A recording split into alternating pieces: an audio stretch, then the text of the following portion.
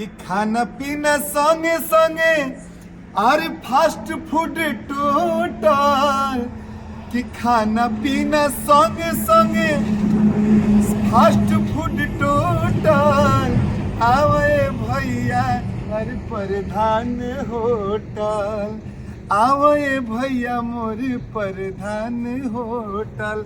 नमस्कार प्रणाम गोड़ लागतनी और हम बानी आप सबके भोजपुरी लोक गायक रोहित प्रधान। और आज आप सबसे एक बात बता दिया चाहतनी कि पटना बक्सर हाईवे मार्ग पर एगो छोटका ढकाई गांव पड़ेला बीच में, जो कि कृष्णावरम से पहले और भोजपुर के बीच में बा। तो एजा बहुत ही अच्छा होटल खुल चुकल बा, आप सबके होटल प्रधान होटल, जो कि प्रोपराइटर बानी हमने के सोनू प्रधान। और इन लोग बहुत अच्छा बंगाल से सब मिस्त्री जी आइल बानी, बहुत अच्छा टेस्टी खाना आप सबके मिली। आप सबसे हम परिचय करावल चाहते नहीं, बताओ पहले हमरा भाई लोग के कि का कई व्यवस्था बा।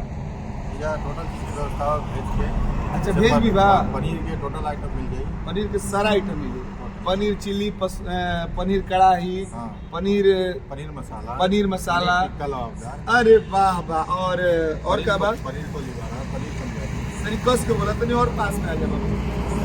क्या कर देता और ये क्या कहला है, पनीर के अलावा और कुछ बा? पनीर के अलावा मशरूम बा है।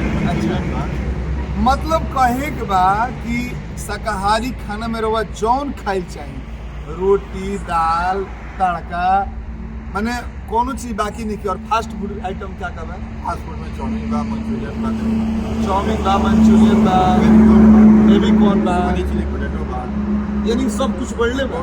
Total item. और अगर ये रोड से अगर गुजरत नहीं तो एक बार चाय जरूर पिए। एजा के चाय पियो एकदम देसी गाय के चाय मिली, नहीं कि डेयरी वाला चाय, एकदम गाय दुहाला और तुरंत यही से चाय बनेला।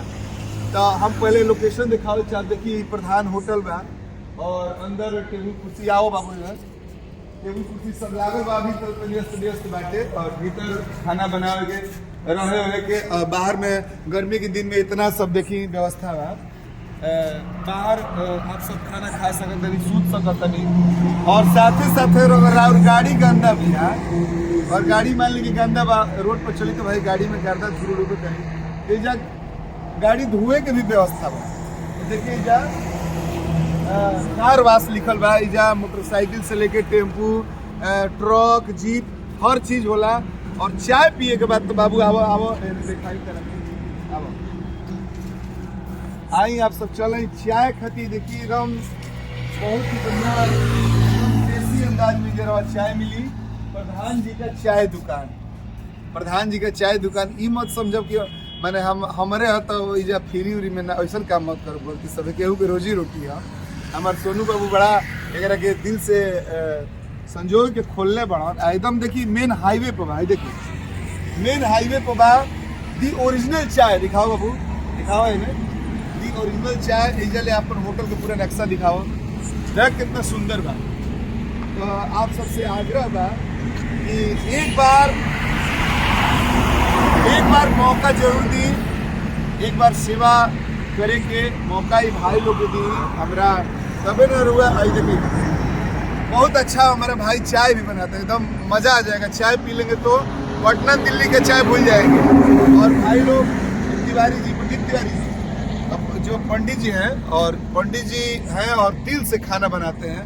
तो आप सब एक बार जरूर आई और खाना का आनंद ली, फास्ट फूड का आनंद ली, चाय का आनंद लिया। मैनेजर साहब अभी थोड़ा गड़बड़ है, मैनेजर साहब का थोड़ा तबीयत आज खराब हो गया है। मैनेजर क्या नाम है आपका? अरविंद जी है, अरविंद जी की जीवा सारा है सब देखने के लिए। और कलाकारों के लिए विशेष छूट है कि 100% आपका चार्ज नहीं लगेगा, 70% आपका चार्ज लगेगा। तो अगर इस रास्ते से कोई भी कलाकार भाई जाते हैं तो एक बार यहाँ जरूर रुकिए और यहाँ का खाना का आनंद लीजिए। इसी के साथ जय हो भोजपुरिया श्रोता समाज। जिस तरह हमारे गाने को आप लोग करोड़ों लोग आशीर्वाद देते हैं, उसी तरह हम चाहेंगे कि यहाँ भी एक बार आइए और अपना आशीर्वाद दीजिए। जय हो।